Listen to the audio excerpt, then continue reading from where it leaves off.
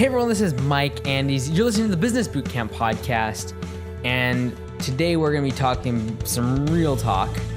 And if you are thinking about starting a business, this is probably the episode you should listen to. Not to discourage you, but we're just going to have some real talk. Before we talk about that though, if you do have a business, I suggest you go to gusto.com/bootcamp.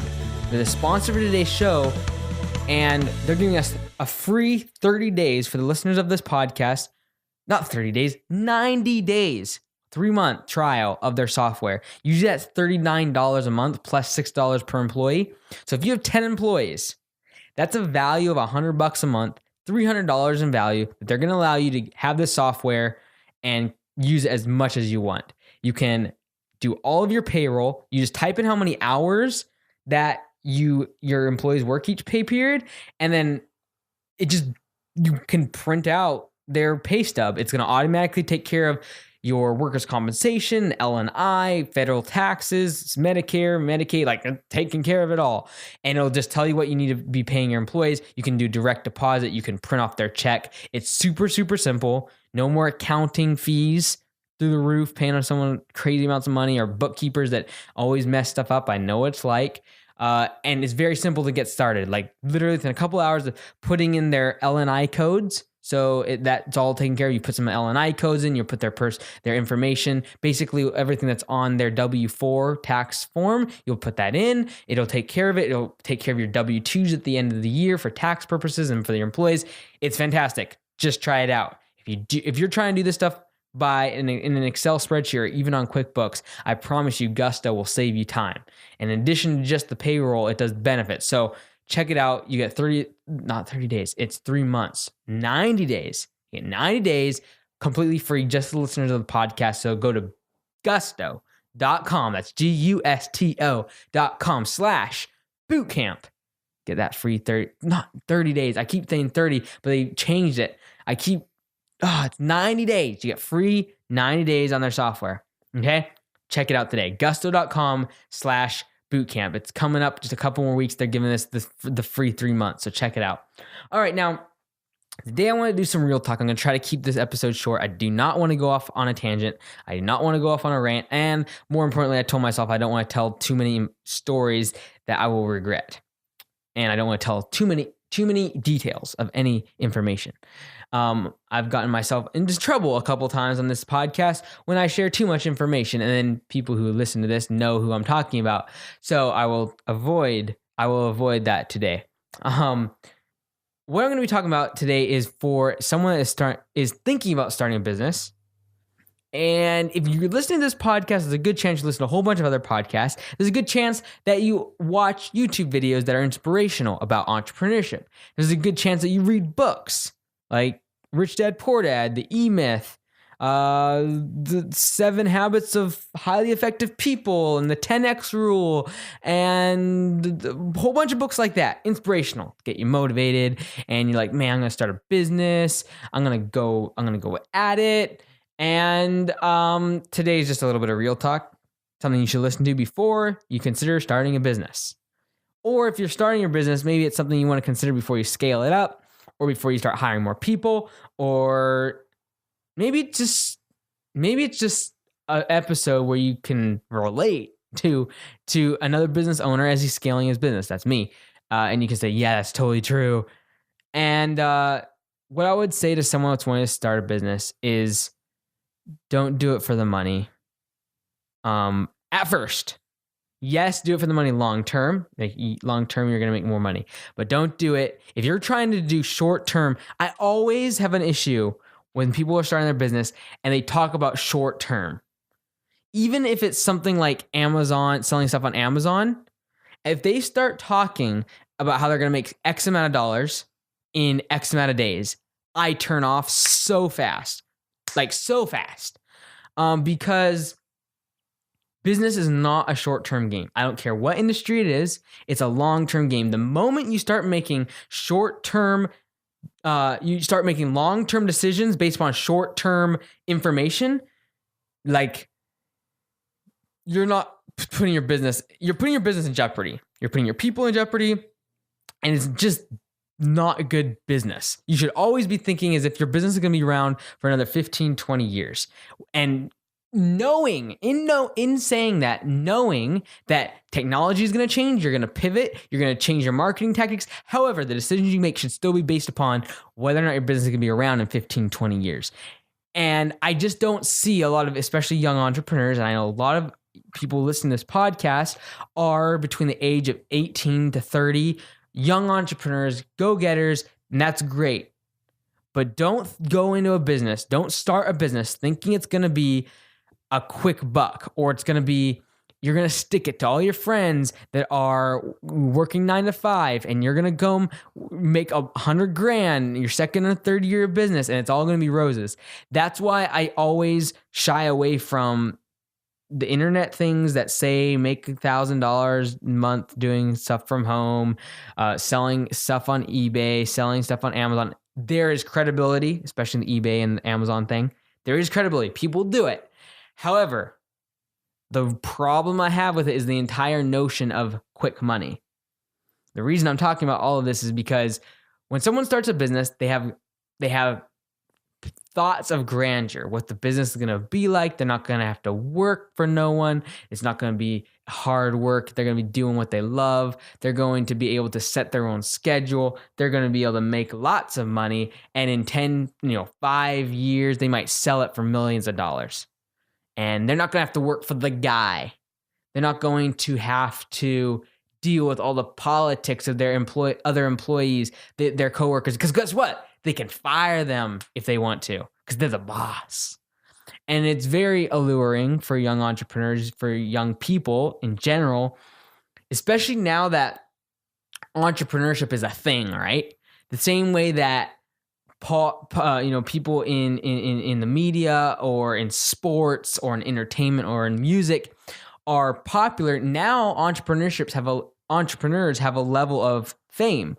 CEOs have a level of fame or authority, and they're recognized in public. And then now people look to them as like all-stars and celebrities because they have money and they've started a business. And so now young people are being allured into it, and it looks very appealing. This is where I don't want to be. I don't want to be like negative, but then I have to say the reality. And like I said, people listening to this podcast there's a good chance to listen to all the other podcasts and you listen to all the other books and watching all the other videos that are inspirational. Say you can do it, make money, and it's super inspirational. That's good. I love it. And that's what 90% of what this podcast is inspirational, trying to help you do just that. Start a business, grow it, scale it up, and do that. However, don't think that if you're an employee now, do not think that the same level of energy, the same level of determination, the same level of risk, and the same level of passion are going to be required to start your business, get it off the ground, and make more money than what you're making now. It's going to take more energy, more time, more dedication, more passion, more effort, more of a lot of things. And so what I would be telling you is ask yourself, in reality, if you're an employee now and you're working 9 to 5, would you be willing to double the amount of time that you work and make half as much money as you are currently making to go pursue the dream that you are currently aspiring to go after?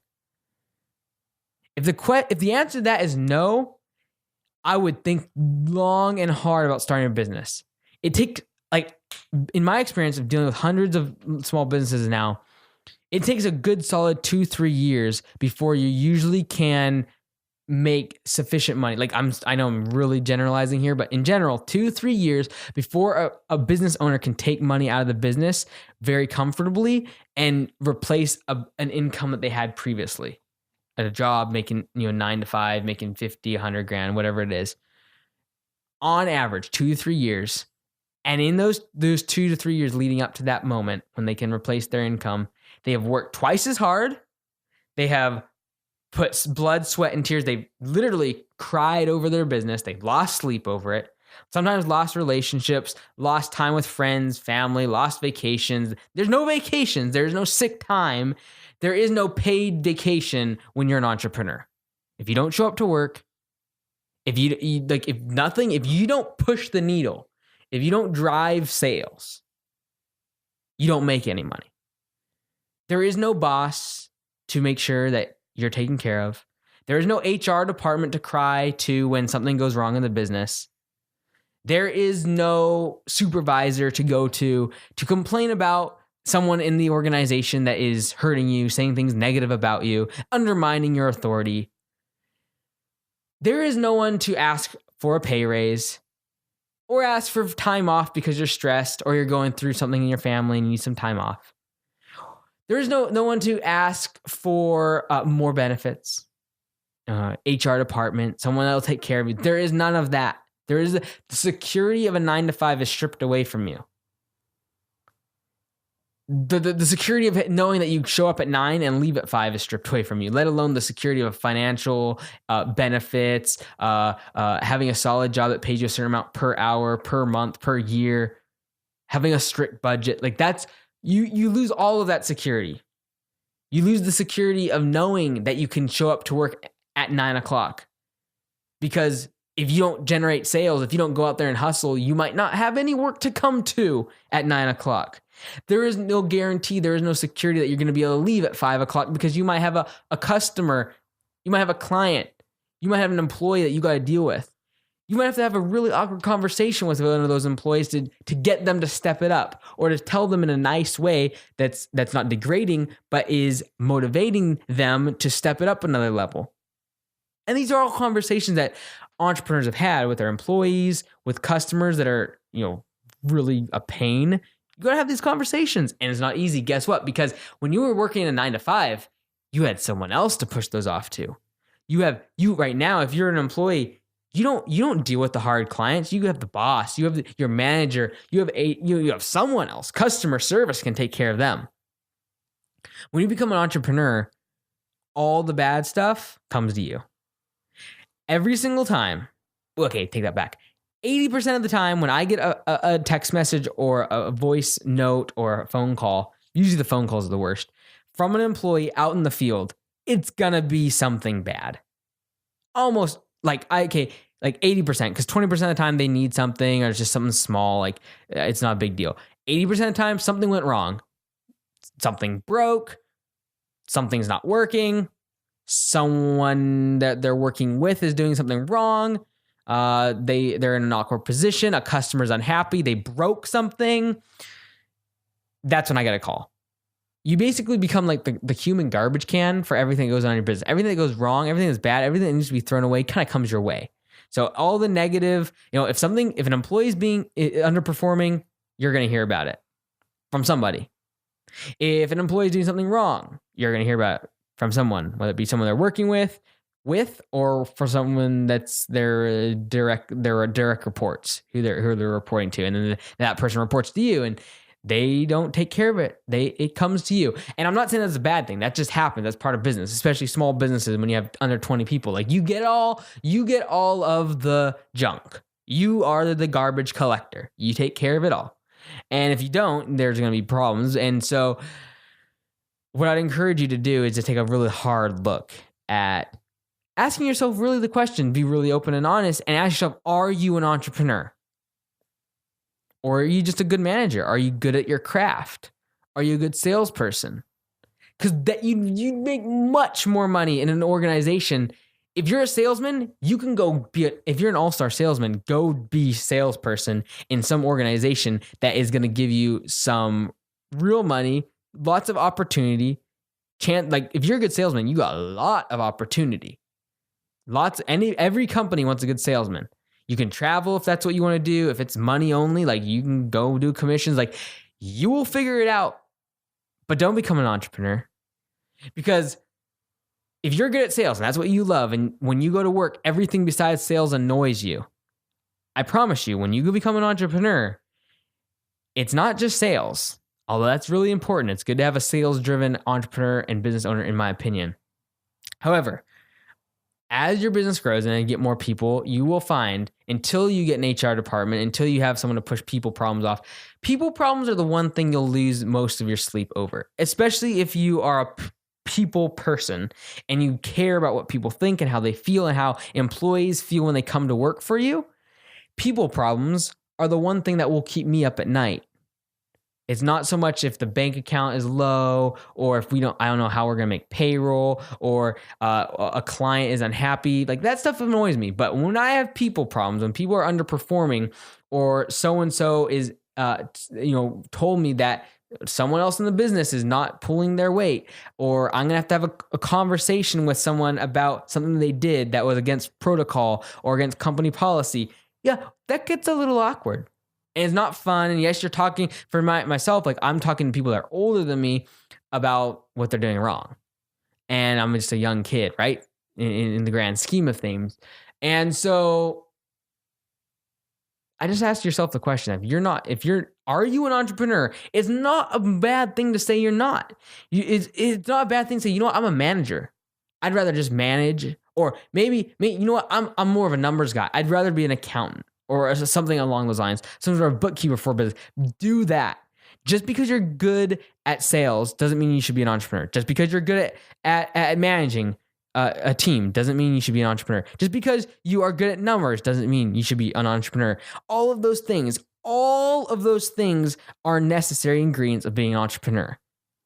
Now, I know that, I don't mean to be negative because, like I said, 99% of this podcast is positive about becoming an entrepreneur. And if you read my book, I say that entrepreneurship is basically, entrepreneurship's the ticket out of the middle class, and it's your ticket out of average and being stuck in a lifestyle that is of mediocrity. However, it's not for everyone. And I said, I need to talk about this more. And that is, you got to look at what your lifestyle, what do you want it to be, what you define success to be, and then reverse engineer whether or not you're an entrepreneur. And get really serious about it. Because you don't want to spend the next 5 years of your life spinning your wheels, chasing some dream of making $1 million tomorrow, ruining your life, ruining relationships that are much more important than the business, spending your time, your energy. If you're a young person, the most imperative years of your life, when you can have the most fun, you can be doing other things, the best years of your life. Why would you want to spend 5 years of that spinning your wheels, chasing something that you're never going to get to, that you're never going to feel fulfilled in, that you're going to become hating your job as the business grows, and even as it becomes more successful, you actually dislike it more because you're doing less of what you like to do, and really get serious about what is entrepreneurship. And I think I really like what is entrepreneurship, and is it right for me? And I think we need to ask ourselves that question more in the entrepreneurship, quote unquote, entrepreneurship kind of subdomain of business. We talk about small business owners, but then not all business owners are entrepreneurs. Not all business owners are entrepreneurs. And that's why 90% of small businesses fail within 5 years. Because somebody got the notion that they're going to go from their 9 to 5 and they're going to go start a business. And they're going to become the man, and they're going to become the boss. They're going to make a bunch of money, and everything's going to be great. And they realize that's just not how it is. It's not all roses, and it's all fun and games. It's all fun and games until someone walks off a job. It's all fun and games until an employee sues you. It's all fun and games until there's people problems or a customer calls and they're unhappy. It's all fun and games until you don't know how you're going to pay payroll. And ask yourself the question right now, if you're not in that position yet, ask yourself if you could really take that pressure, or if you could really take that stress, or you could really take that phone call with that unhappy client, or if you could actually have that conversation with one of your employees that you have a rift with. Could you do that? Yeah, you say, well, what do you have, a bad day or something? No. I've just been thinking about this more and more as I've been getting more and more feedback from entrepreneurs who have started in the past few years, as entrepreneurship has gotten hyped up and more inspiration, and that's motivating. That's wonderful. That's great. I love it. And as entrepreneurship gets more bling, it gets more pizzazz and news stories, and people are getting book deals and money thrown at them and videos, and it's in the media, and now they're becoming like the rock stars of the past generation in entrepreneurship. But I think we need to talk more about what entrepreneurship really is. It's not all money. It's not Ferraris. It's not nice houses. It's not boats. It's not the private jets. A lot of times it's just waking up really early and going to bed really late, putting a lot of work in, risking money. Starting the second location, risking more money. I'm thinking about right now of selling my house just so that next year we can really fuel growth and double down like big time on the company. Just to pull out the equity in the house, sell it, and so we have more money to buy equipment and several more trucks and a couple of track loaders. Like, what can we do to scale this thing up?